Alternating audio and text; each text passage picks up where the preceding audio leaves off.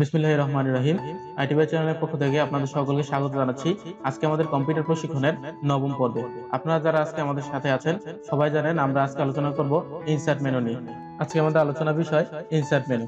তো কথা না বাড়িয়ে চলুন সরাসরি সামনের দিকে আগাই। তো ইনসার্ট মেনুতে সর্বপ্রথমে যে অপশনটা আছে ব্রেক, এই ব্রেকের মধ্যে ক্লিক করলে আমরা এখানে একটা পপ আপ উইন্ডো পাবো। এই উইন্ডোর মধ্যে আমাদের ব্রেক টাইপ, এখানে কয়েক টাইপের ব্রেক দেওয়া আছে। একটা হলো পেজ ব্রেক, একটা কলাম ব্রেক, আর একটা দেওয়া আছে টেক্সট উইপিং ব্রেক। এখানে আমাদের ইম্পর্টেন্ট যে দুটো বিষয় সেটা হলো পেজ ব্রেক আর কলাম ব্রেক। হ্যাঁ, পেজ ব্রেকটা কি কাজে আসে সেটা যদি আমরা দেখাইতে চাই তাহলে একটু খেয়াল করেন। আমরা গত পর্বগুলোতে যখন কাজ করতাম তখন আমরা কোনো কারণে পেজ একাধিক পেজ করে নিতাম, পেজ নাম্বারিং এর সময় করা হয়েছিল বা বিভিন্ন কাজে আমরা অনেকগুলো পেজ করে নিতাম। ঠিক আছে, তো আমরা যখন অনেকগুলো পেজ করার প্রয়োজন পড়তো তখন আমরা বলছিলাম যে এই কাজটা দেখাবো এই ইনসার্টের মধ্যে। হ্যাঁ, ইনসার্টে এই ব্রেকটা মানে পেজ গুলারে বাইঙা একাধিক পেজে রূপান্তর করে। ইনসার্ট থেকে ব্রেকে যাবেন, এখানে পেজ ব্রেক, এই পেজটা হলো পেজটাকে ভাঙা, পেজ ব্রেক। ঠিক আছে, পেজ ব্রেকে ক্লিক করা অবস্থা আপনি যদি ওকে করেন তাহলে আপনার একটা নতুন পেজ তৈরি হবে, আপনার পুরো পেজটা ভাঙা একটা নতুন একটা পেজ তৈরি হবে। তো এই ক্ষেত্রে আমরা যে কিবোর্ডের শর্টকাটটা ইউজ করি, কিবোর্ড শর্টকাটটা হলো কন্ট্রোল প্লাস এন্টার। এটা কিবোর্ড শর্টকাট হলো কন্ট্রোল প্লাস এন্টার। তারপর পেজ ব্রেকের পরে যেটা আছে কলাম ব্রেক। হ্যাঁ, কলাম ব্রেকটা আমরা আসলে পরিপূর্ণভাবে বুঝতে পারবো যখন আমরা টেবিলের কাজ করব। তারপর আজকে আমি একটা টেবিল করি এবং কলাম ব্রেকটা বোঝানোর চেষ্টা করি। আমি আপাতত টেবিলটা করে নিলাম, বিস্তারিত আমাদের টেবিলের যখন কাজ আসবে তখন ইনশাল্লাহ দেখবো। তো এখন এখানে খেয়াল করেন আমাদের টেবিলে এক এক দুই তিন, তিনটা কলাম এবং দুই তিন চার পাঁচ ছয়, ছয়টা সরি ছয়টা কলাম ও তিনটা রো আছে। তো এখানে কোনো কারণবশত আমরা যদি 2 নম্বর কলাম এবং 1 নম্বর কলাম আলাদা করে ফেলতে চাই, অর্থাৎ দুইটা কলামের মধ্যে একটা গ্যাপ আনতে চাই, এজ লাইক আমরা আগে কাজটা করি তারপরে বুঝতে পারবো। ব্রেক কলাম, এই যে দেখেন আমার 2 নম্বর কলাম এবং 1 নম্বর কলামের মাঝখানে একটা গ্যাপ আসছে, এই গ্যাপটা আনাটা হলো ব্রেক, অর্থাৎ এটাকে বলা হয় কলাম ব্রেক। আশা করি পেজ ব্রেক ও কলাম ব্রেক বিষয় দুটা ক্লিয়ার। তারপর আমরা যদি আসি পেজ নাম্বার, পেজ নাম্বারের ব্যাপারে আমরা গত পর্বে কথা বলেছিলাম ভিউতে। তো আজকে পেজ নাম্বারটা একটু বিস্তারিত যদি দেখি, পেজ নাম্বারে ক্লিক করলে এখানে একটা পপআপ মেনু আসবে। এখান থেকে প্রথমে যে অপশনটা আছে সেটা হলো পজিশন। আমি যে পেজ নাম্বারটা করবো আমার পেজ নাম্বারটা কোন পজিশনে আসবে। তো পেজ নাম্বার লেখাটা দেখার পর আশা করি আপনাদের বুঝতে বাকি নাই যে এটা কি। পেজ নাম্বার মানে পেজের মধ্যে 1 2 3 4 যেভাবে মার্কিং গুলা করা হয় পেজের প্রত্যেকটা পৃষ্ঠায়, এটাই পেজ নাম্বার। এই পেজ নাম্বার গুলা সবগুলা পেজ নাম্বার কিন্তু সবসময় একই জায়গায় থাকে না। তো এই পেজ নাম্বার গুলা আপনি কোন জায়গায় রাখবেন সেটা আপনি নির্ধারণ করে দিবেন এই এই অপশনটা থেকে, পজিশন। এই পজিশনের মধ্যে এখানে আমি যদি ক্লিক করি তাহলে টপ অফ পেজ ব্র্যাকেট দেয়া আছে হেডার, এখানে আছে বটম অফ পেজ দেয়া আছে ফুটার। আমরা হেডার এন্ড ফুটারের কাজ করছিলাম গত পর্বে ভিউতে, তো আমরা হেডার এন্ড ফুটার কি জানি। তারপরও টপ অফ পেজ মানে পেজের উপরের দিক, বটম অফ পেজ পেজের নিচের দিকে। এখানে প্রিভিউ বক্সটা খেয়াল করবেন, প্রিভিউ বক্সে এখানে ছোট্ট একটা ডট দেয়া আছে, এই ডটটার মানে হইলো আপনার পজিশনটা বা পেজ নাম্বারটা। পেজ নাম্বারটা আপনার পেজের ঠিক এই পজিশনের মধ্যে বসবে। তো এমন অবস্থা আমরা যদি এখানে বটম অফ পেজ দেওয়া আছে, আমরা যদি এখানে টপ অফ পেজ দেই তাহলে আমাদের পজিশনটা টপে চলে যাবে। তো আমরা বটমে রাখি, বটমে রাখার পরে এখানে দেখেন একটা ওয়ার্ড আছে অ্যালাইনমেন্ট। হ্যাঁ, এই অ্যালাইনমেন্টের মধ্যে দেওয়া আছে রাইট, এখানে রাইট আর কি কি আছে left centre right inside outside. হ্যাঁ, তো আমরা এখানে একটা বিষয়গুলো নিয়ে অনেকে আবার বলবেন যে এই নিচের এই বিষয়গুলো নিয়ে আলোচনা করলেন না কেন। আসলে ওইগুলো অতটা ইম্পর্টেন্ট না, আমরা ইম্পর্টেন্ট বিষয়গুলো নিয়ে আলোচনা করতেছি যেগুলো আমাদের কাজে আসবে। যেগুলো কাজে আসবে না ওইগুলো শিখে শুধু শুধু মাথা মতো নোট দেওয়ার কোনো দরকার নাই। অপ্রয়োজনীয় জিনিস শিখাচ্ছে ওগুলো স্কিপ করে প্রয়োজনীয় জিনিসগুলো খুব নিখুঁত ভাবে ভালোভাবে শেখাটাই উচিত বলে আমি মনে করি। তো এখানে লেফট সেন্টার রাইট এই তিনটা বিষয় খেয়াল করেন। লেফট, লেফট মানে বাম দিক। এখানে দেখেন যখন নরমালি অ্যালাইনমেন্ট রাইট দেওয়া আছে তখন আপনার ফুটারে দেওয়া সত্ত্বেও কিন্তু এটা রাইট সাইডে আছে। এখানে রাইট দেওয়ার কারণে আপনি যদি এটা সেন্টারে নিতে চান অথবা লেফট সাইডে নিতে চান সেক্ষেত্রে আপনি এখানে লেফট অথবা সেন্টারে ক্লিক করলেই আপনার এই পজিশনটা এইভাবে হবে। আমি সেন্টার বটম করলাম, করার পরে আমি এখানে ওকে করে দিলাম। আমি চাইলে ফরম্যাট চেঞ্জ করতে পারি, আমরা ফরম্যাটের কাজ যখন শিখবো তখন বিস্তারিত দেখতে পারবো। এখান থেকে ফরম্যাটে ক্লিক করে এখান থেকে সব চেঞ্জ করে নিতে পারবো। তা আপাতত নরমাল ফরম্যাট যে ফরম্যাট 1 2 3 ওইভাবেই থাক। এখানে কিছু ডিফল্ট ফরম্যাট দেওয়া আছে, এই যে নাম্বার ফরম্যাট, এখানে এই যে এইভাবে দেওয়া আছে। এখানে 1 নাম্বার পেজ যখন লিখবে তখন একটা টান দেওয়া থাকবে, 1 হবে, তারপর একটা টান দেওয়া হবে, ওইরকম ভাবে আর বিস্তারিত অনেক মানে ফরম্যাট আছে। এবিসিডি দেওয়া হবে, পেজ নাম্বার, মান সংখ্যা হবে, অথবা এইভাবে 1 2 3 দিয়ে হবে। তা আমরা ওইদিকে না যাই, আমরা আপাতত ডিফল্ট জিনিসটা নিয়ে দেখি। ফরম্যাটের কাজ যখন শিখবো তখন এগুলো এমনি বুঝতে পারবো। তো ওকে করলাম। আমাদের তাহলে দেওয়া হলো ফুটার এবং সেন্টার, আমি ওকে করলাম। আমার পেজটারে খেয়াল করেন, পেজের ফুটারের এবং সেন্টারের মধ্যে আমার পেজ নাম্বার 1 হয়ে গেছে। আরেকটা পেজ যেটা 2 নাম্বার পেজ আছে, এখানে খেয়াল করেন, এখানে 2 নাম্বার পেজ আছে। ওইভাবে আমরা যদি পেজ ব্রেকের মাধ্যমে পেজ বাড়াই, হ্যাঁ, সেক্ষেত্রে খেয়াল করবেন আমরা পেজ ব্রেক আবার একটু যদি ব্রেক পেজ ব্রেক ওকে করলাম, পেজ নাম্বার পেজ আরেকটা বাড়ছে, ওই পেজটা নিচে দেখবেন লেখা পেজ নাম্বার 3।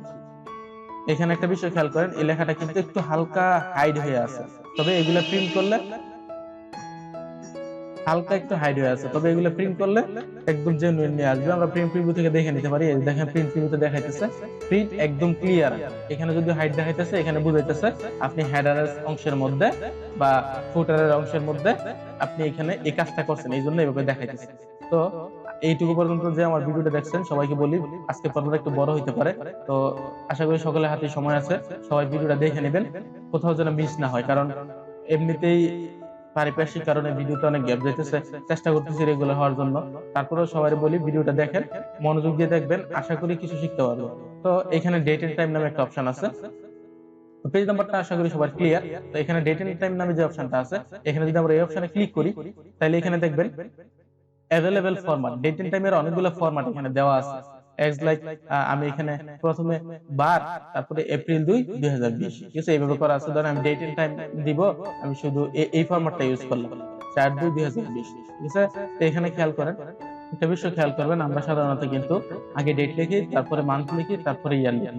এরকম যদি হয়, আপনি যদি আগে ডেট লিখতে চান, এক্ষেত্রে এখানে দেখেন ল্যাঙ্গুয়েজ দেওয়া আছে ইংলিশ ইউএস। আপনি ইংলিশ ইউএস বিষয়টা চেঞ্জ করার পরেই আপনি ইংলিশ ইউএস চেঞ্জ করে যদি অন্য একটা দেশ সিলেক্ট করেন, আমরা বাংলাদেশ সিলেক্ট করলাম, হ্যাঁ, বাংলাদেশি, বাঙালি, এখানে দেখবেন এই যে আগে ডেট, তারপর মান্থ, তারপরে ইয়ার আছে, বাংলা লিখাও আছে, এগুলো ইউজ করতে পারে। আমি এটা যদি ইউজ করি, ওকে করি, তো এখানে দেখেন এই যে আমার ডেট বা বর্তমানে যে ইনস্ট্যান্ট ডেটটা আছে, এখানে অটোমেটিক লিক হয়ে গেছে। তা আমি সবসময় সাজেশন করি এইসব অটোমেটিক কাজগুলো যতটুকু সম্ভব ইগনোর করেন। অটোমেটিক কাজগুলো যদি ইগনোর করেন, সেক্ষেত্রে আপনার একটা ফ্যাসিলিটি আছে, এগুলো বিস্তারিত আপনি যখন নিজে কাজ করবেন তখনই বুঝতে পারবেন, কারণ এই অটোমেটিক কাজে অনেকগুলো প্রবলেম ফেস করতে হয়।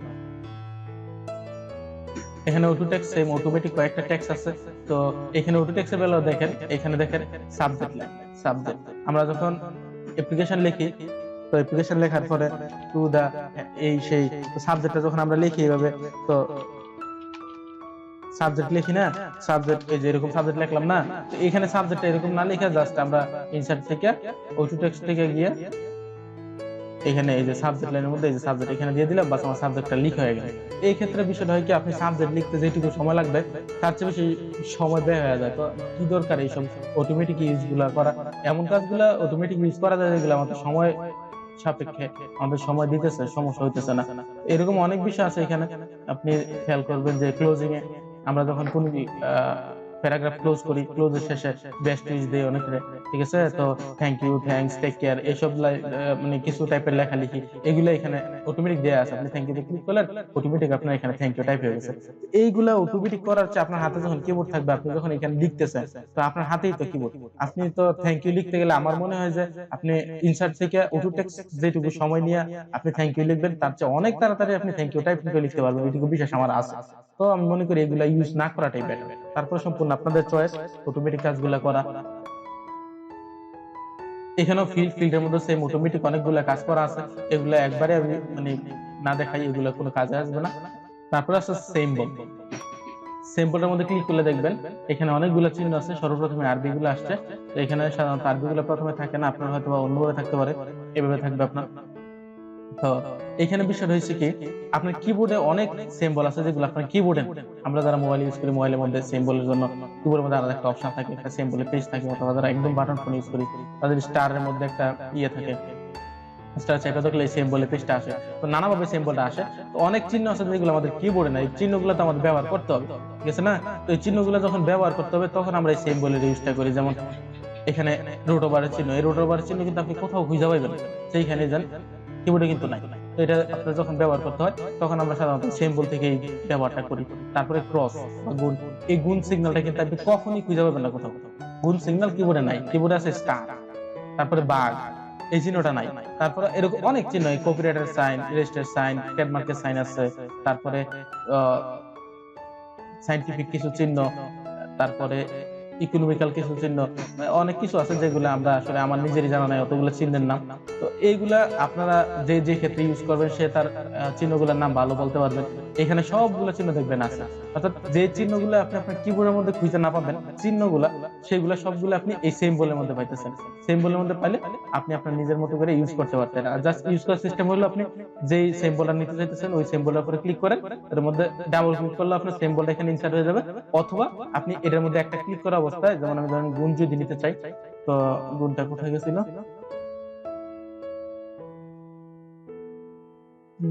এই যে গুণটা এখানে, আমি জাস্ট গুণের উপরে ক্লিক করে ইনসার্টে ক্লিক করলাম, ওইখানে গুণ আইসা বসে। ঠিক আছে, তো এই হলো বিষয়। তো গুণ ভাগ দেওয়ার একটা আমার কাছে একটা সহজ ট্রিক্স আছে, এই ট্রিক্সটা আমি সবসময় ইউজ করি। তো এই ট্রিক্সটা আপনারা বিস্তারিত আমি দেখাবো পরে। তো এখন আপাতত আমরা আমাদের কাজের মধ্যে থেকে আমার টিপস এন্ড ট্রিক্সের একটা ভিডিও হবে ইনশাআল্লাহ। তো আশা করি আপনারা সাথে থাকবেন। সিম্বল গেল, এখানে কমা, নাম্বার, রেফারেন্স, এগুলো একটারও দরকার নাই। তো আমরা আজকে পিকচারটা দেখি। ভিডিওটা আমি আজকে ইচ্ছা করে বড় করতেছি, কারণ আমি মনে করি যে যারা সবাই এখন আছেন, বাসায় আছেন, তো ভিডিওগুলা দেখার মতো সময় হাতে আছে, তাই ভিডিওগুলা দেখবেন, কাজে লাগবে আপনারই। তো এখানে পিকচারের মধ্যে ক্লিপারটা আমাদের দরকার নাই, আমাদের পিকচারের মধ্যে দরকার হলো ফ্রম ফাইল। অর্থাৎ আমরা যখন পিকচার ইনসার্ট করবো ফাইল থেকে, তখন পিকচার আমরা কখন ইনসার্ট করার প্রয়োজন পড়ে, ধরেন একটা সিভি লিখলাম, তো সিভি কোন আমার পিকচার অ্যাড করা লাগে, তো আমি তখন পিকচারটা অ্যাড করতে হবে না, পিকচার অ্যাড করতে হলে ইনসার্ট থেকে, পিকচার থেকে ফ্রম ফাইলে গেলাম, তখন আমার ওইখান থেকে আমার কাঙ্ক্ষিত যে পিকচারটা আছে আমি আমার ওই পিকচারটা ইনসার্ট করে দিলাম। ঠিক আছে, আমি ট্রাই করি আমার হার্ড ডিস্ক থেকে একটা পিকচার পাওয়া যায় কিনা। আপনার পিকচার আপনি কোথায় রাখছেন সেটা আপনারটা আপনার নিজের খুঁজে নিতে হইব। তো এই ব্যাপারে তো আর কিছু বলার নাই। আপনি পিকচারটা নিলেন, দেন এই পিকচারটা নিলেন, নেওয়ার পরে আপনি পিকচারটা আপনার পজিশন মতো বসাইতে হবে। ঠিক আছে, এই পিকচারের বেলা একটা বিষয় একটু লক্ষ্য করেন, এই পিকচারটা আপনি যখন এখানে দিবেন, পিকচারটা দেওয়ার পরে সাথে সাথে নরমালি এক সাইডে আইসা পরে, আপনি চাইলে এটা দইরে ওইদিকে নিতে পারবেন না, অন্যদিকে মুভ করবেন, কিন্তু এটা মুভ হবে না। এখানে একটা প্রবলেম থাকে, এই প্রবলেমটা অনেকে ফেস করে, পরে সমাধান কিনা পায় না, অনেক রকমের ঝামেলা। এখানে একটা বিষয় খেয়াল করবে, এটার জন্য আপনার পিকচারের যে লেআউটটা আছে, লেআউটটা চেঞ্জ করতে হবে। লেআউট জিনিসটা কি আসলে আমি এটা বিস্তারিত এখনই দেখাইতেছি। তো ছবির মধ্যে ডাবল ক্লিক করেন, দেখবেন একটা ফরম্যাট পিকচার ওপেন হয়েছে, একটা পপআপ উইন্ডো ওপেন হয়েছে, যেটা ফরম্যাট পিকচার। এইভাবে নিতে পারেন, ডাবল ক্লিক করা, অথবা রাইট ক্লিক করে এখানে ফরম্যাট পিকচার আছে, এখানে নিতে পারেন। তো এইখানে দেখেন এই ফরম্যাট পিকচারের মধ্যে লেআউট নামে একটা অপশন আছে। এই লেআউট অপশনটার মধ্যে দেখবেন এখানে বলা আছে ইনলাইন উইথ টেক্সট, অর্থাৎ আপনার দেখেন এখানে আমরা যদি যে সিম্বল গুলো দেওয়া আছে সিম্বল গুলো নিয়ে একটু খেয়াল করি, একটা পিকচার আছে, পিকচারের ঠিক এখান থেকে আমাদের লাইনটা শুরু হইতেছে। আর একটা স্কোয়াড আছে, এটা হলো পিকচারটা ঠিক চার দিক থেকে লেখা হবে। এখানে একটা আছে টাইপ, এটা হলো পিকচারের সাথে একদম ফিটিং হয়ে চার দিকে থেকে লেখা হবে। আর এখানে বিহাইন্ড টেক্সট একটা অপশন আছে, এটা উপর দিয়ে লেখা চলে যাবে, পিকচারটা নিচে করে থাকবে। এখানে আছে ইন ফ্রন্ট অফ টেক্সট, অর্থাৎ নিচ দিয়ে লেখা যাবে, পিকচারটা উপরে উপরে থাকবে। তো আমি জেনুইনলি সবসময় এই বিহাইন্ড টেক্সটটা ইউজ করার সাজেশন করি, কারণ বিহাইন্ড টেক্সটটা ইউজ করলে আপনি কি করতে পারবেন আমি এটা একটু পরে বলতেছি। বিহাইন্ড টেক্সট ইউজ করলেন, ওকে করলেন, হ্যাঁ, ওকে করার পরে আপনি পিকচারটা এখন মুভ করতে পারবেন।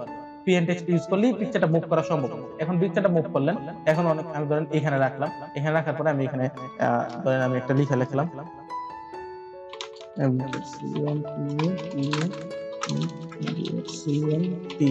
আচ্ছা, এইখানে যে আমি কম্পিউটার নেট সেন্টার লিখলাম, ঠিক আছে, এখানে একটা বিষয় খেয়াল করেন, আমার পিকচারটা কিন্তু নিচে পড়ে গেছে, যদিও লেখাটা কালো বিদায় বোঝা যাইতেছে না, আমি লেখার কালারটা যদি চেঞ্জ করি তাহলে বুঝতে পারবো। এই দেখেন আমার পিকচারটা কিন্তু নিচে পড়ে গেছে, লেখাটা কিন্তু উপরে। এখন প্রবলেমটা হলো, এরকম হলে তো হবে না। আপনার আমাদের দরকার কি হয়, লেখাটা মানে এরকম যদি কখনো এইভাবে প্রয়োজন পড়ে যে আমি এই যে এই টাইট অথবা স্কোয়াড অথবা ইনলাইন এরকম প্রয়োজন পড়তেছে, তা এরকম প্রয়োজন পড়লো আমি বলি এই বিহাইন্ড টেক্সটটা ইউজ কইরা, আপনি যখন স্কোয়াড করবেন তো বিহাইন্ড টেক্সটটা ইউজ করলেন, কইরা জাস্ট আপনি এইখান থেকে আপনার যেটুকু পরিমাণ লেখা দরকার এটুকু এখান থেকে বাস এটা ট্যাপ দিয়ে এভাবে দিয়ে দিলেন, বাস আপনার স্কোয়াডের মতো হয়ে গেল। ঠিক আছে, জাস্ট এটা হলে কি আপনার ফ্রি হ্যান্ড, আপনি আপনার মতো করে মুভ করতে পারতেছেন। ঠিক আছে, যেভাবে সেভাবে করতে পারতেছেন। তো এগুলো আশা করি কাজ করতে করতে ইনশাল্লাহ বুঝে যাবেন। তো নরমালি আমরা সিবিটিভি করলে কি হয়, এই কর্নার পিকচারটা দিলাম, আমরা চাইলে এইখানে এই সাইজটা বড় ছোট করতে পারতেছি, অথবা এই যে গ্রিন চিহ্নটা আছে এটার মাধ্যমে পিকচারটা মানে তার রোটেট করতে পারতেছি। যদিও পিকচার আমার এটা রোটেট করার প্রয়োজন নাই, আমরা কন্ট্রোল জেড দিয়ে ব্যাগে আসলাম। যারা এডিট মেনুর কাজ দেখছেন তারা তো সবাই জানেন কন্ট্রোল জেড দিয়ে কিভাবে আসতে হয়, কন্ট্রোল জেড কি। তো গেল পিকচারের ব্যাপারটা। তো পিকচারটা কখনো যদি আপনাদের নির্দিষ্ট করে সাইজের প্রয়োজন হয়, যে আমার 1 ইঞ্চি হইতে হবে, 2 ইঞ্চি হইতে হবে, বা নির্দিষ্ট পাসপোর্ট সাইজের সাইজ, বা এভাবে নির্দিষ্ট সাইজের প্রয়োজন হয়, সেক্ষেত্রে ফরম্যাট পিকচার যাবেন, এখানে সাইজের একটা অপশন আছে, এই অপশন থেকে আপনি সাইজটা করে নিতে পারবেন। তো আমরা এখানে সাইজটা করে নিলাম, পাসপোর্ট সাইজ 1.9 আর হলো 1.5। এখানে দেখেন আমি 1.9 দেওয়ার সাথে সাথে এখানে 1.9 হয়ে গেছে। আমি কিন্তু এখানে 1.9 দেই নাই। এটা হওয়ার কারণ হলো এখানে এক্সপেক্ট রেশিও লক করা আছে, অর্থাৎ আপনার ছবিটা চ্যাপ্টা হবে না, আপনি চাইলেই চ্যাপ্টা করতে পারবেন, ঠিক আছে। কারণ আমি যদি এখানে 1.5 দিই আর এখানে যদি 1.9 দিই, আমি এক্সপেক্ট রেশিও ক্লিকটা আনক্লিক করে আমি এখানে 1.5 করি। অনেকে আবার বলতে পারেন যে আনক্লিক করা দরকার কি, আনক্লিক না করলেও তো লিখে দিলে 1.5 হবে। না, 1.5 এখানে আনক্লিক না করলে হবে না। আমি যদি আপনাকে একটু দেখাই, ক্যান্সেল দিয়ে দিই, আমি আবার ফরম্যাটে আসি, সাইজে আসলাম, এক্সপেক্ট রেশিও এখানে 1.9, এখানে 1.9, সরি এন্টার দিয়ে দিছি, সাইজ 1.9। আচ্ছা, এখানে দেখেন আমি যদি এটা কমাইতে যাই, কোনো কারণে কমাই, দেখেন ওইখানেও কমবে। আবার আমি যদি এখানে 1.5 লিখে দিই, মানে লিখে দেওয়ার পরে দেখবেন যে ওইখানে 1.5 হয়ে গেছে, কারণ এক্সপেক্ট রেশিওটা লক করা আছে। আপনার ছবি কখনোই চ্যাপটা ওরকম হবে না, ছবিটা যেরকম আছে ওইভাবে শুধু বড় ছোট হবে, ঠিক আছে। কারণ আপনার ছবি একদিকটা যদি 1 ইঞ্চি হয় আর যদি 2 ইঞ্চি হয়ে যায়, ছবি চ্যাপটা হয়ে যায়। তারপরে আমি এই ছবিটা যেহেতু আমার চ্যাপটা আকার করা আছে এই জন্য হবে, কিন্তু ছবির উপর ডিপেন্ড করতেছে আপনার সাইজটা। তো আমি এখানে হাইট 1. লকটা আনলক করে দিই, এখানে 1.9, এখানে 1.5, এটা পাসপোর্ট সাইজ ছবির সাইজ দিয়ে আমি ওকে করলাম। এই দেখেন আমার এখানে পাসপোর্ট সাইজ ছবির মতো হয়ে গেছে, ঠিক আছে। যদিও আমরা সিভিতে পাসপোর্ট সাইজ একদম একুরেট পাসপোর্ট সাইজটাই ইউজ করি না, কারণ একুরেট পাসপোর্ট সাইজটা ইউজ করলে সিভিতে অনেক বড় দেখা যায়। এটা আমাদের নিজের চোখের আইডিয়া অনুযায়ী, স্পেস অনুযায়ী, এখানে আপনার কতটুকু জায়গা আছে ওইটা অনুযায়ী আপনি ম্যাচ করে নিতে পারবেন, ঠিক আছে। আমি ম্যাচ করে নিলাম, আমার ছবিটা একটু লম্বা মনে হইতেছে, আমি এটা একটু আর একটু ছোট করে দিই, এরকম। তো আশা করি পিকচার ইনসার্ট করার বিষয়টা আপনাদের ক্লিয়ার হয়েছে। তো পিকচার ইনসার্টের পরে একটা অপশন আছে, সেটা হলো ফ্রম স্ক্যানার, এটা দরকার নাই। অর্গানাইজেশন চার্ট, এই অর্গানাইজেশন চার্টের কাজটা আমরা পরে ডায়াগ্রামের মধ্যে গেলেই কাজ করবো বিস্তারিত, এখন আর না করি। এখানে আছে অটো শেপ। এই অটো শেপ জিনিসটা কি? অটো শেপ জিনিসটা হলো অটোমেটিক কিছু শেপ আকৃতি এখানে থাকে। আমি অটো শেপে যদি ক্লিক করি, এই যে এখানে দেখেন অটো শেপ নামে একটা অপশন ওপেন হয়েছে, হ্যাঁ। এখানে কতগুলা অটোমেটিক আকৃতি আছে এটা বোঝার সুবিধার্থে আমার এইখানে দেখেন অটো শেপ আছে। আমি এই অটো শেপটা ইউজ করলে আপনারা সহজে বুঝতে পারবেন। তো আমি এটা ক্লোজ দিয়ে দিলাম, পিকচারটা ক্লোজ দিয়ে দিলাম, আর দরকার নাই। অটো শেপ, অটো শেপটা ওপেন করলে এখানে দেখেন কতগুলা শেপ আছে। এই শেপগুলো কিন্তু এখানে line, connector, basic shape, block error, flow chart, তারপর হলো স্টারসের ব্যানার, ঠিক আছে। তো এরকম ভাবে আরো যে বিষয়গুলো আছে প্রত্যেকটার ভিতরে আবার সাবমেনু আছে। বেসিক শেপের মধ্যে এখানে দেখেন অনেকগুলো শেপ দেওয়া আছে, আমাদের যে শেপটা প্রয়োজন আমরা ওই শেপটা নিয়ে কাজ করতে পারি, ঠিক আছে। এখানে থেকে অনেক শেপ আছে, মানে আমি একটা ত্রিভুজ আঁকবো, আমি ত্রিভুজে ক্লিক করলাম, ক্লিক করার পরে আমি জাস্ট এখানে আমার ত্রিভুজ এঁকে দিলাম, আমার যেটুকু পরিমাণে দরকার। ত্রিভুজের যে সাইজটা আছে, আমি যদি ছোট বড় করতে চাই, এদিকে এদিকে মুভ করতে চাই, তাও করতে পারবো। এখানে একটা খেয়াল করেন, এখানে হলুদ চিহ্ন আছে, হলুদ চিহ্নের মধ্যে ক্লিক করে আপনি যেখানে সেখানে আপনি মুভ করাইতে পারবেন। এই দেখেন এইভাবে ত্রিভুজ, এইভাবে আপনার যেইভাবে দরকার ত্রিভুজ আপনি ওইভাবে করে নিতে পারবেন, সমস্যা নাই। আমি মিডলে নিলাম। তো এখানে আবার ওই যে সেম ঘুরে নিতে পারবেন আপনার যদি ঘুরে নেওয়ার প্রয়োজন পড়ে। এই যে এটা হলো ডিপেন্ড করতেছে আপনার কি কি প্রয়োজন পড়তেছে, কেমন প্রয়োজন পড়তেছে ওইটার উপরে। এখানে এরকম অনেক শেপ আছে, কানেক্টর, বেসিক, এখানে শেপগুলো প্রত্যেকটা আপনি এক একটা করে দেখবেন কোন শেপটা কি, ব্লক এরর শেপ। এগুলো তো বিস্তারিত ভিডিওতে বললে ভিডিও তো বিশাল লম্বা হয়ে যাবে। তার চেয়ে ভালো আপনারা নিজেরা যদি একটু চেষ্টা করেন যে কোন শেপটা কেমন, কিভাবে কাজ করতেছে, ওগুলো একটু দেখলে বাস আপনারা শেপগুলো সম্পর্কে ভালো অভিজ্ঞতা হয়ে যাবে। তো ওই অটো শেপ গুলোর পরে পিকচারের মধ্যে কি আছে আমরা একটু যদি দেখি, ওয়ার্ড আর্ট। তো ওয়ার্ড আর্টটা যদি আমি দেখাই, তো ওয়ার্ড আর্টটা দেখানোর আগে আমি একটু বলি, আসলে আজকে ভিডিওটা একটু বড় হয়ে যেতেছে, কিন্তু বড় হইলেও পরে এটা আপনাদের ফ্রি সময় আছে, ভিডিওটা বড় হইলেও পরে আপনাদের তেমন প্রবলেম হবে না, কিন্তু একদিন আবার একসাথে এত কিছু যাবেও না। এই জন্য ভিডিওটা যদি সম্ভব হয় তাহলে আপনি দুই-একবার করে দেখেন, ইনশাল্লাহ আপনি কাজগুলো ভালোভাবে শিখতে পারবেন। আর আমার আগের ভিডিওগুলো যেগুলো আছে সবগুলো যদি আপনি মনোযোগ দিয়ে শিখেন, তাহলে মাইক্রোসফট ওয়ার্ডের কাজ আপনাকে কেউ আটকাইতে পারবে না। আর সবাই তাহলে মাইক্রোসফট ওয়ার্ডের কাজ আপনাকে কেউ আটকাতে পারবে না। আর সবাইকে বলি, সবাই টাইপিংটা একটু ভালো করে প্র্যাকটিস করবেন, কারণ যতই কাজ করেন যাই করেন, আপনার টাইপিং হলো মূল জিনিস। এই অফিসিয়াল কাজের জন্য সবচাইতে ইম্পর্টেন্ট জিনিস যদি বলি সেটা হলো টাইপিং। তো সবাই দয়া করে যাদের টাইপিং করার অবস্থা বা ল্যাপটপ কম্পিউটার আছে, তারা তো টাইপিং করতেই পারবে। যাদের টাইপিং করার মতো সিস্টেম নাই, সবাই আমি আমার টাইপিং এর যে ভিডিওটা আছে ওই ভিডিওর মধ্যে আমি দেখাইছিলাম কিভাবে টাইপিং করা যায়, বা কিভাবে ওই যে উঠিজি কেবলের মাধ্যমে মোবাইলের মধ্যে বিস্তারিত দেখানো আছে। এটা হলো কিবোর্ডের যে ইয়েটা, এই পর্ব হয়তো 2 বা 3 নাম্বার হবে মেবি, যে কিবোর্ডের যে পরিচিতি পর্বটা ছিল ওই পর্বটার মধ্যে আমি দেখাইছিলাম যে আপনি কিভাবে মোবাইলের মাধ্যমে আবার টাইপিংটা করতে পারবেন। টাইপিংটা প্র্যাকটিস করলে হয় কি, আপনি বাসার মধ্যে ফ্রি টাইম আছেন, টাইপিংটা প্র্যাকটিস করেন। কারণ টাইপিং প্র্যাকটিস করলে পরে এটা আপনার শুধুমাত্র কাজের ক্ষেত্রে যে আপনি কাজ করবেন এই জন্যই যে আপনার লাগবে বিষয়টা কিন্তু এমন না। আপনি যে কোনো সময় আপনার টাইপিংটা লাগিয়ে যেতে পারেন। আর প্র্যাকটিস করলে কিছু জিনিস আছে যেগুলো শিখে রাখলে কখনই ফালানো যাবে না। তো সবার কাছে রিকোয়েস্ট করে টাইপিংটা শিখেন, কারণ এমন এক সময় গিয়া আপনার টাইপিংটা প্রয়োজন পড়বে রে ভাই, আপনি তখন জাস্ট আফসোস করবেন যে আমার কাইম ভাই তখন তো ভিডিওর মাধ্যমে হোক, ফেস টু ফেস, আমি অনেকের ফেস টু ফেস বলি যে যাই করো ভাই জীবনে টাইপিংটা শিখো, অনেক কাজে লাগবে। কাইম ভাই তো আমার ফেস টু ফেস বলছিল অথবা ভিডিওর মাধ্যমে বলছিল যে টাইপিংটা শিখতে, তখন শিখি নাই, আফসোস করবা ভাই। বলি ওই রকম আফসোসের সময়টা সামনে নিয়ে আইসো না, টাইপিং করো, ইনশাল্লাহ ভালো কিছু করতে পারবে জীবনে। টাইপিং এ প্র্যাকটিস করো, ভিডিওগুলো দেখো। তো আজকে ওয়ার্ডারটা আরেকটু দেখাই, কথাটা না বাড়াই শেষ করে দিই। তো ওয়ার্ডারের মধ্যে মূলত বিষয়টা যেটা হয়, আপনার ওয়ার্ডের মধ্যে যত রকমের ডিজাইন আনা যায়, ঠিক আছে, এখানে দেখবেন প্রত্যেকটা ডিজাইনের স্যাম্পল দেওয়া আছে। তো এগুলো দেখলে আপনি বুঝতে পারতেছেন আসলে কি হইতেছে। তারপরে আমি একটু বোঝার সুবিধার্থে আমার আগের পেজটা একটু খালি করে নিতেছি, এগুলো আমার দরকার নাই। আমি শুধু আমার এমকে কম্পিউটার এন্ড সেন্টার লেখাটা রাখলাম, এখানে মার্ক করে আমি ওয়ার্ডার নিলাম। ওয়ার্ডারটা শর্টকাটটা এখানে আছে। ওয়ার্ডারটা নিয়ে আমি ধরেন এই ওয়ার্ডারটা নিলাম, নিয়ে ওকে করলাম। ওকে করলে এখানে এমকে কম্পিউটার এন্ড সেন্টার লেখাটা আছে, বাস আমার লেখাটা চেঞ্জ করা দরকার পড়তেছে না, আমি ওকে করলাম। এখানে দেখেন এই যে এমকে কম্পিউটার এন্ড সেন্টার লেখাটা একটু রাউন্ড শেপ হচ্ছে, ঠিক আছে। অনেক সময় দেখবেন অনেক প্রতিষ্ঠানের নামের ব্যাপারে একটু রাউন্ড করা থাকে, রাউন্ডটা আরো বেশি করা থাকে অবশ্য, রাউন্ডটা বেশি করতে চাইলে বাস এই একটু টাইনা দেন, রাউন্ডটা বেশি হয়ে যেতেছে। এদিক দিয়ে আর একটু চিপে দেন, আর একটু চিপান। এটা বিএন টেক্সট করে নিতে পারেন, পিকচারের মতো ফরম্যাট লেআউট বিএন টেক্সট ওকে করে নিতে পারেন। তখন আপনার হাতের কাছে হবে, আপনি যেখানে ইচ্ছা এখানে মুভ করতে পারবেন, যেভাবে ইচ্ছা এইভাবে ইউজ করতে পারবেন। এই যে এটা একটা রাউন্ড শেপ হয়ে গেল না, তো এই রাউন্ড শেপটা আপনি ইউজ করতে পারেন। এইখানে আবার ক্লিক করে শেপটা একটু এই যে এটা এই আপনি আরো যেভাবে ইচ্ছা করে নিতে পারবেন। তো আপনার নিজের উপরে ডিপেন্ড করে যে আপনি সুন্দর কিভাবে আউটপুট করতে চাচ্ছেন, এই হলো বিষয়।